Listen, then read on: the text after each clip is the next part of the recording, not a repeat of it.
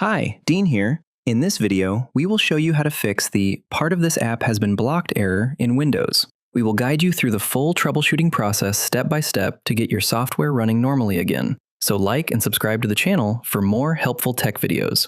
Before we begin making system changes, please ensure the application you are trying to open is completely trusted and safe, as allowing unknown apps can put your computer at risk. First, try a quick fix by right-clicking on your problematic app's shortcut and selecting Run as Administrator. If the app opens without the error, your problem is solved. But if it is still being blocked, we need to add an exclusion in your system settings.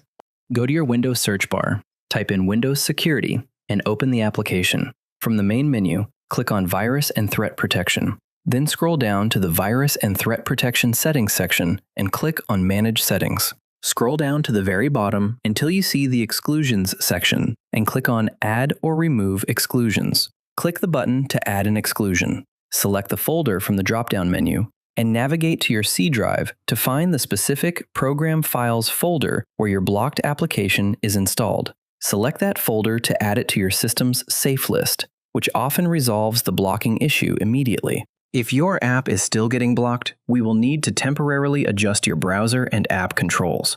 Go back to the main Windows Security dashboard and click on App and Browser Control. First, go into the Smart App Control settings and turn this feature completely off. Next, return to the previous page and click on Reputation-Based Protection Settings to disable a few more strict filters. From here, turn off the toggle to check apps and files, and then scroll down to also turn off the Smart Screen options for both Microsoft Edge and Microsoft Store apps. Finally, as a last step, we should make sure the app is allowed through your network firewall. Go back to the main Windows Security screen one last time and select Firewall and Network Protection. Click on the text that says Allow an app through the firewall, which will open a new window with a list of all your installed programs. Simply find the app that is causing the error, select it, and make sure to turn on both the private and public network options to give it full access. If this video helped you solve the problem, please like the video,